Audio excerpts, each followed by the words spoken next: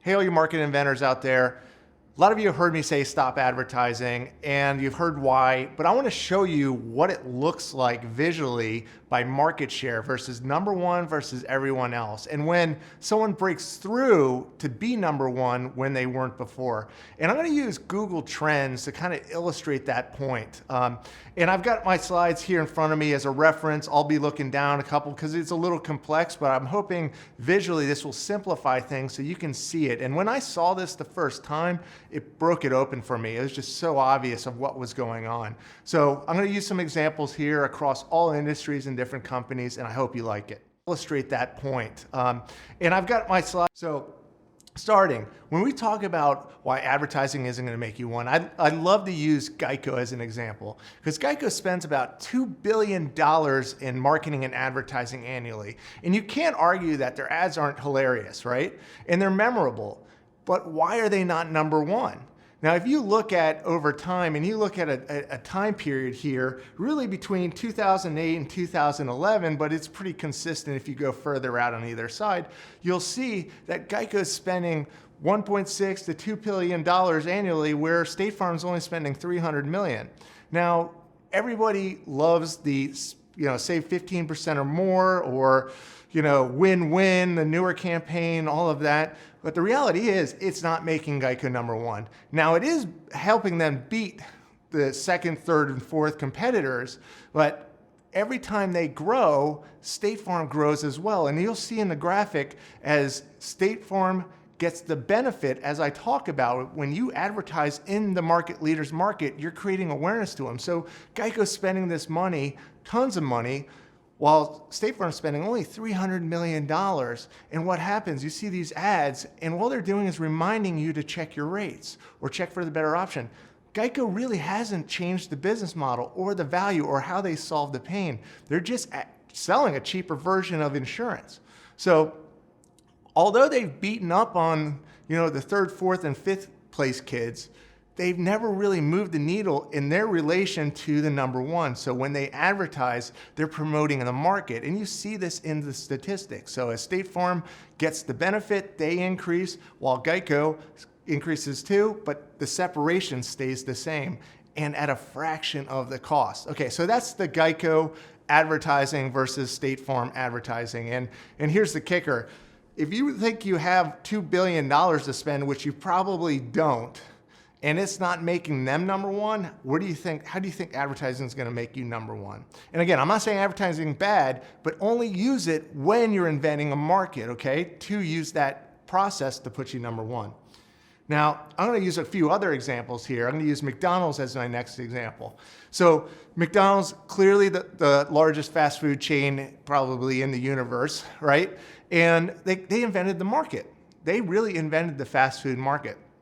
So when you look at the same graphic in Google Trends, and again, it's an apples to apples company comparison against Wendy's, Burger King, and Dairy Queen, everyone is kind of floating on the bottom, and there's this imaginary gap, which you'll see here, this imaginary gap between the leader, which is the top, and everyone else. Now, what's interesting, and you'll keep seeing this happen, is remember I told you when the market leader advertises, no one else gets the benefit, or promotes, or gets something happens and they get the awareness, nobody else gets the benefit. But when the market followers promote into the market, the leader gets the benefit with them.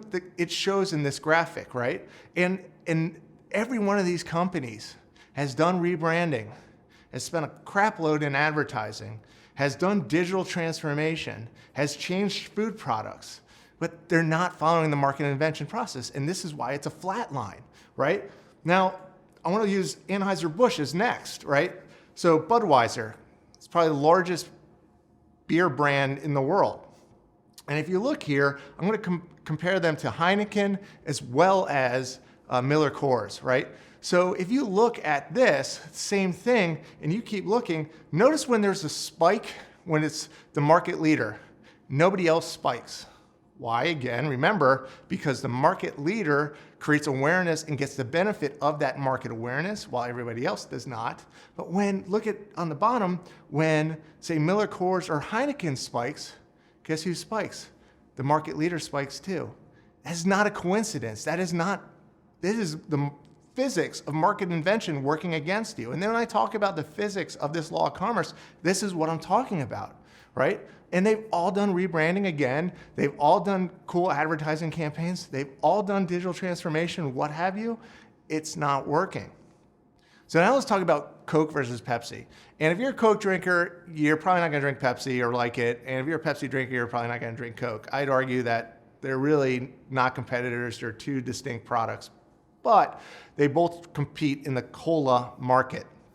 Now, if you look at the chart again, you'll see that there's this one blip that they both spike, right? And again, remember, look at the top line. It spikes a few times, and only once does it spike, but it's the same time because Pepsi is driving the spike, and they're not the market leader, the market follower, because they're driving the demand for the market leader when they advertise. And this was related to the Kylie Jenner ad that was trying to talk about Black Lives Matter and trying to be this sort of cultural movement that Pepsi is trying. Well, we all remember how much of a flop that was. But if you look at the demand and awareness and interest, Coke got just as much awareness and interest at the same period. So Pepsi, not knowing this law exists, was actually driving awareness for Coke and sales for Coke with it. So really, again, you have to understand that these physics are working against you, whether you realize it or not. And this is a perfect illustration of what is happening. Clearly, none of those brands that are the followers, you know, the Wendy's, the Burger Kings, the Miller Coors, the Heinekens, the Pepsis, or the Geicos, or Progressives, or what have you, none of them are following market invention, and it's clear. They're just throwing a lot of good money at bad advertising or bad expenses. And it flatlines, and there's never a change in leadership. But I want to show you some examples of market inventors when there is a change. I'm going to use the same graphics to illustrate the same point. So let's look at Salesforce.com versus Siebel systems. Now, if you're not familiar with Salesforce.com, it's customer relationship management software. They're the first cloud-based CRM, and they invented the cloud-based CRM market, right? They are a market inventor. Mark Benioff is a market inventor. Now, if you look at Siebel systems, they really owned the whole CRM market when Mark Benioff and Salesforce.com decided to first get into the market. Now, I talk about these case studies in my training a little bit more deeper, but I want to keep it a high level here. Look at the Google Trends chart. Now, if I could go back before 2004, I would, but Google Trends didn't really exist before that. So that's as far back as the data allows. And you see basically an X. You see an X. They break through the leader. And why? Because they invented a new market, that new market and the promise of that market, and then they used advertising, sales, as well as other marketing guerrilla tactics like mock protests at Siebel conferences about no software. That changed the whole shift. And they got everyone to believe the legacy market was no good, where the new market was the future. So let's talk about ChickfilA. ChickfilA was much like Salesforce.com and broke through the competitors like KFC and Popeye's Chicken. And why? Because they really did build a made-to-order fried chicken market and kind of covered around it or surrounded it with an incredible customer experience. And if you have kids, you know the power of Chick-fil-A. So if you look here, again, Chick-fil-A breaks through where that flat line where nobody else has been able to. And it's not just the advertising, right, of eat more chicken with the cow. It's the promise and what they're actually providing, because they really are inventing that next market of what we consider as high quality fried chicken. And that's replacing what the legacy market used to think was high quality fried chicken with the KFCs and Popeyes. And that's why they're exploding. So the last one I'm going to talk about is I'm going to talk about HubSpot. So moving from fried chicken back to software, okay? So HubSpot was in a very commoditized market with, Marketos and the rest out there. And if you don't know what HubSpot does, it's basically a way to capture leads, manage leads, send content back and forth to basically generate demand, right? So it's what people call a marketing automation market. And they kind of took over the legacy marketing automation market with this new market invention called inbound marketing.